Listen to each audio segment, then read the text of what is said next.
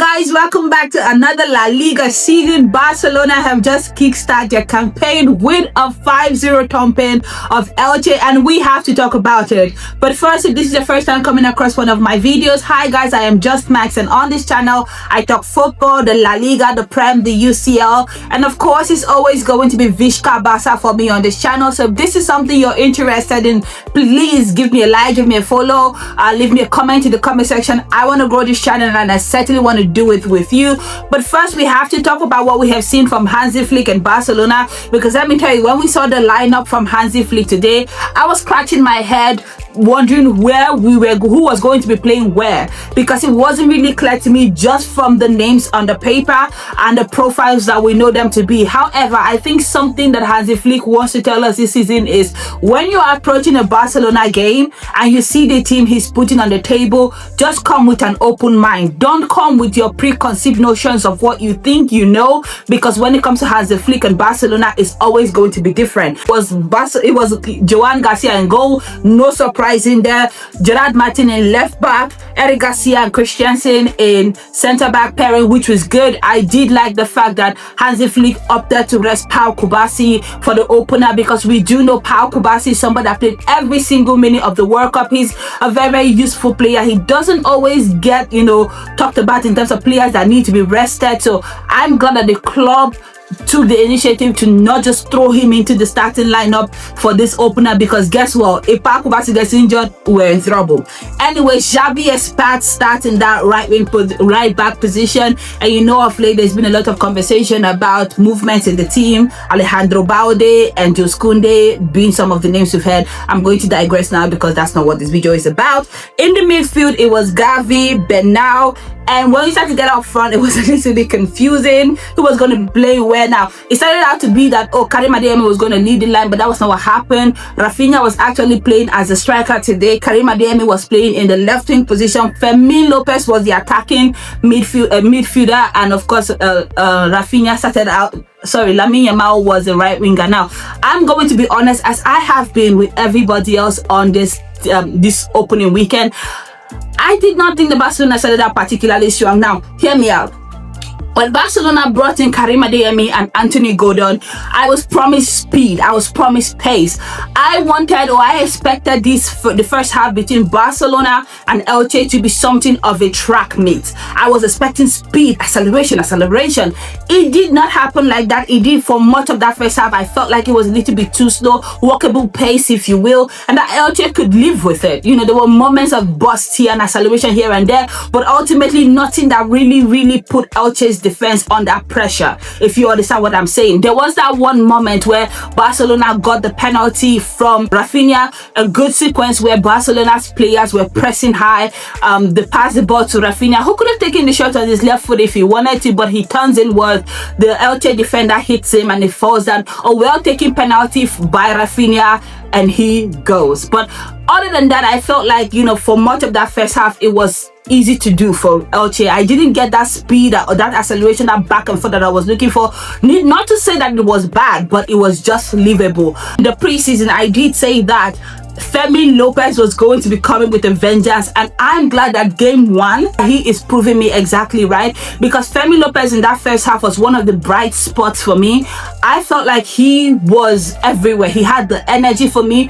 He was very, very difficult to get off the ball, and I love it. I love the fact that for you to get Fermin off the ball, you have to foul him. That there was a sequence of play between him and Elche where Elche had just lost the ball, one of the many loose passes in the midfield. He recovered the ball, and the way the Elche's player was fighting for his life, trying to push Fermin and foul him or fall him, he was dragging and shoving and everything, and Fermin refused to go down. He could have easily gone down on the first one, but it took at least about 5 trials for the foul to eventually get registered. So that's the kind of energy that he was coming with that I live for. Now, when the captaincy for Barcelona got announced, a lot of people are focusing on all the irrelevant things, but Rafinha was going to be captain. I loved it. If you've watched any of my videos, you would know that I love Rafinha down. And I was excited too that Rafinha was going to be captain in Barcelona, but not for the reason many people thought. The reason I was excited for Rafinha being Barcelona's captain was because I know what Rafinha turns into when he's wearing that captain's armband for Barcelona. He's a different monster, and I love it. Now, in this game, I love the fact that he doesn't waste any time proving me correctly. That first goal in the first half, when we talked about it earlier, the penalty, very well taken penalty, and the fact that he combined with Karim Adeyemi for the second just before halftime. Now, I talked about the fact that the pace was very livable for Elche, so I really like the fact that between him and Adeyemi, they combined to kill Elche just before halftime, when they thought that they could take a 1-goal deficit into the half and then come back the second half and try to claw back that that lead. Rafinha said no. And if you watch footballing games, that considering a game just before a goal before the halftime break is one of the most demoralizing things that you could ever do, because it just breaks down everything you've ever done. Like, it takes away from the momentum. So I really, really like that combination. And of course, the fact that he was able to release Karim Adeyemi in the right place at the right time, it also helped Karim Adeyemi with his confidence too, because like I said, he was struggling to get into the game before that point. And after he got that goal, he became a totally different person. Now, in the second half, Rafinha still him for me. He got the second goal. His combination with Anthony Gordon, I live for it. Now, when I said in the first half that it was a little bit slower pace for me, the second half turned into the track meet that I was looking for. And that all started for the introduction of Anthony Gordon. And Anthony Gordon is someone that I'm going to talk about next, because Anthony Gordon comes into this page, the match today, and he changes everything for Barcelona. The way he was able to push the pace, and he forced Elche's defender backward. And so sometimes they didn't know what to do with him, because it comes like with a different kind of profile for Barcelona, and then he was very selfless in this match. One assist for Rafinha, which very, very well weighted pass, releases in one of the easiest goals that Rafinha is ever going to score. And then another unselfish play where he plays in Fermin Lopez for Fermin Lopez's opener, and I live for him. Anthony Gordon is, if you guys followed me during the coverage of the World Cup, I watched a lot of games and I talked about those games. And a lot of the times people were talking about Anthony Gordon for England. And I said, we did not come here to watch Anthony Gordon for England. I came here to watch Anthony Gordon for Barcelona. And he's delivering right on bang. First game back into the season. 2 assists for Anthony Gordon, changes the pace for everything that Elche was trying to do. They just could not do anything from that moment moving forward. Anthony Gordon, Karim Adeyemi, Rafinha, top for me in this match. Now, I know a lot of people are going to be talking about it, so I have to Lamine Yamal. And honestly, it's not even. He didn't have a good game. So what? He looked tired, he looked gassed, he looked out of it. Now, some people may say he didn't look well in a way, and it's going to be a lot of talking points. People are going to dissect and re-dissect and analyze and whatnot. For me, I do not care really. The point is that Barcelona won.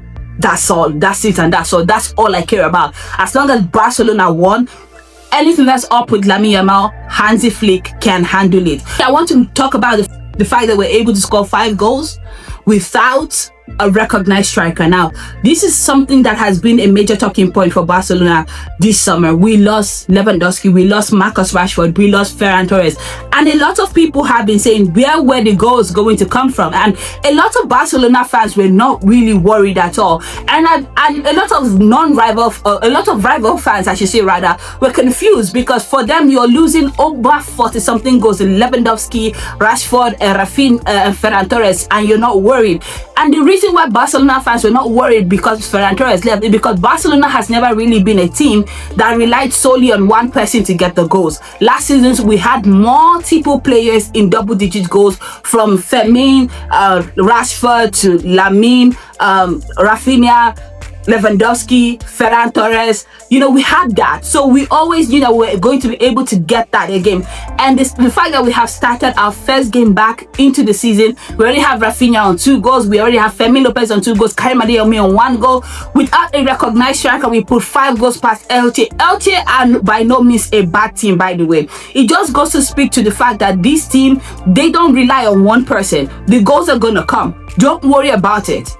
One thing's for certain, 2 things for sure. Barcelona are going to score. Who is going to be doing the scoring? It might not be clear in the moment, but one thing is for certain, 2 things for sure.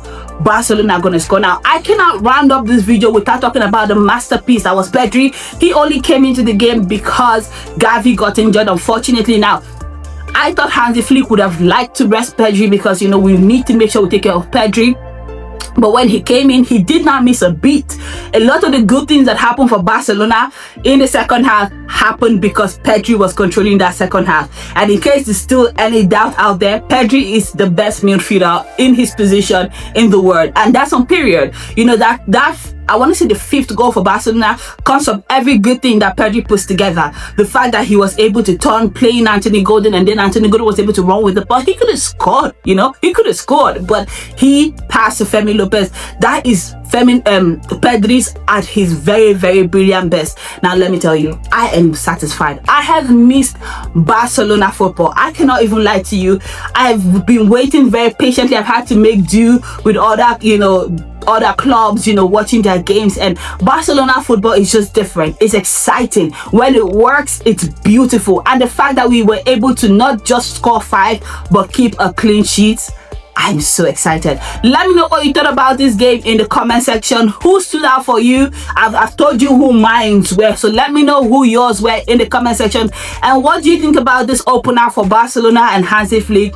And of course, if you've watched up until this point and you enjoy my review and you would like to stick around and watch more, I would totally appreciate it. I cover a lot of the English Prem through my short form content, and of course I am on TikTok as well.